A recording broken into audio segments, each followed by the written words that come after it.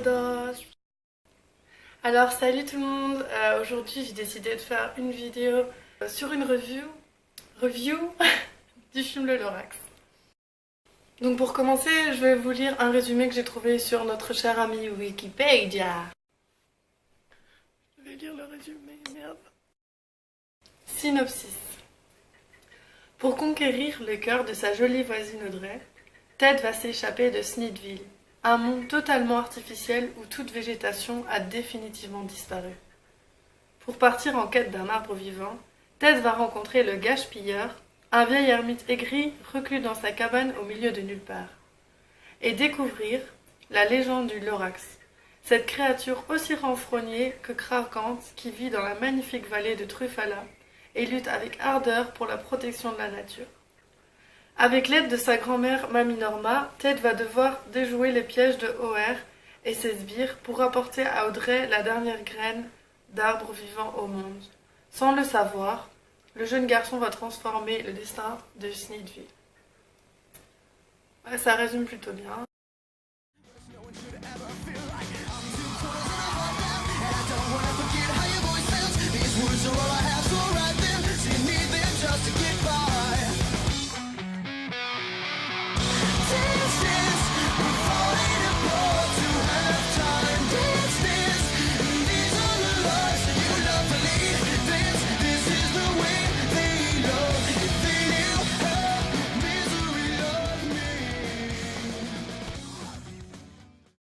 Mais je n'ai pas lu le livre, donc je tenais à dire que si vous l'avez lu, si vous avez vu des différences, n'hésitez pas à les dire, parce que j'ai entendu que malheureusement, il y avait pas mal de différences. Je vais vous énumérer mes points positifs et négatifs du film, maintenant. Le premier point. Pour moi, les couleurs sont chaleureuses, il y a beaucoup de rose, de mauve, de jaune, d'orange. Concernant le dessin, deuxième point. C'est un point, on va dire, positif, mais entre les deux, je dirais. C'est inspiré du mouvement de dessin filiforme. Je sais pas si ça se dit comme ça, mais en gros, ça ressemble beaucoup au style de Moi Moche et Méchant, puisque c'est les mêmes créateurs qui ont fait le Lorax, du coup. Point 3, les personnages. J'aime beaucoup le Lorax, qui est un petit sage en fait, qui est le protecteur de la nature, et il parle au nom des arbres.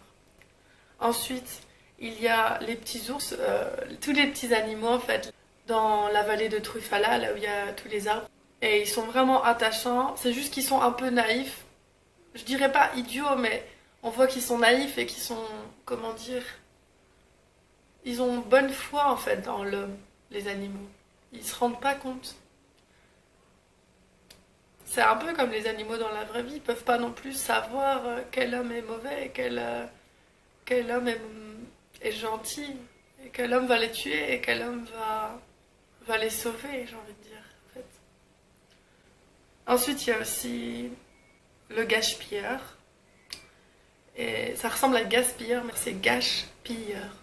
C'est à cause de lui que le drame va se passer, donc il y a beaucoup d'arbres et il va y en avoir de moins en moins. Pourquoi? Money, money. Il y a aussi Ted. C'est le garçon qui va peut-être sauver Sneedville, la ville où la surconsommation a gagné sur la nature en fait. Alors que normalement c'est la nature qui doit gagner sur l'argent. Puisque l'argent c'est juste des billets, ça a été créé comme ça par les humains, mais la nature c'est la base. Il y a aussi les personnages du coup dans Sneedville et l'homme d'entreprise aussi. Mais ça, c'est pas des personnages auxquels je tiens à dire quelque chose, à part que l'homme d'entreprise, en fait, il fait tout pour que Sneedville soit une ville, en fait, où les gens sont enfermés dans une bulle, entre guillemets, et où, limite, ils vont commencer à devoir payer leur air, en fait.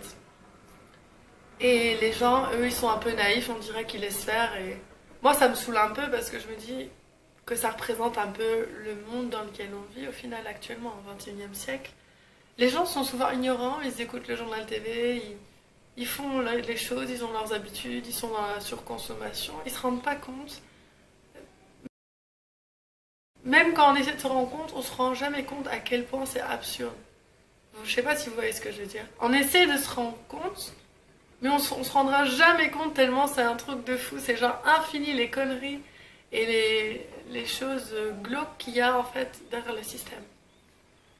Bien que j'adore l'originalité des arbres, la créativité, les couleurs, il y a beaucoup de roses et de mauves et de bleus. J'aime beaucoup. Mais je trouve ça dommage quand même qu'il n'y ait pas eu des arbres verts, des vrais arbres verts, parce que dans Smithville, il y a des arbres verts, mais c'est des arbres en plastique. C'est en fait des lumières, en fait, de la décoration. Donc ça aurait été bien, surtout pour faire passer le message aux enfants, que les arbres, c'est souvent vert. Après, c'est une animation, et j'aime bien le côté fantastique, créatif, etc., les couleurs. Donc le prochain point, c'est, bien que j'aime bien les personnages, ce qui m'embête, c'est que les personnages sont soit trop ignorants, comme dans Smithville, soit trop gentils, et ils ont pardonné l'impardonnable, on va dire, comme dans Truffala.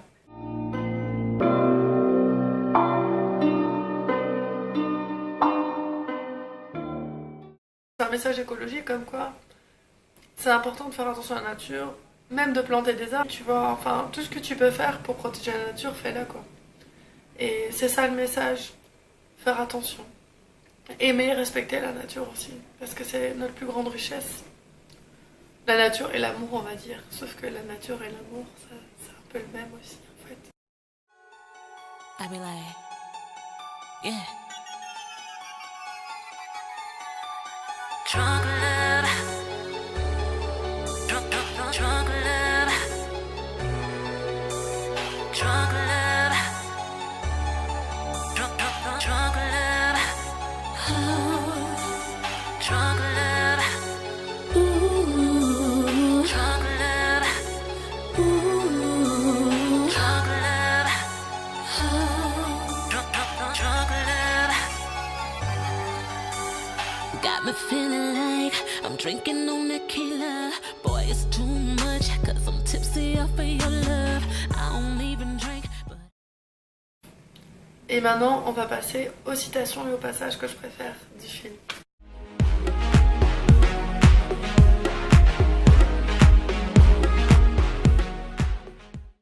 Je pense que tu peux regarder si tu veux, en fait.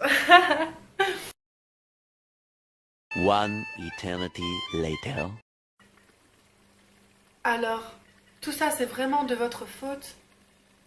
C'est vous qui avez tout détruit? Oui. Et depuis que le Lorax est parti, chaque jour je suis restée là, à me lamenter sur ce que j'avais fait, en méditant sur cette inscription, à moi, en me demandant ce qu'elle pouvait bien signifier. Et maintenant, je me dis que c'est peut-être pour toi que le Lorax a gravé ces mots. Pour moi? Pourquoi il l'aurait fait pour moi?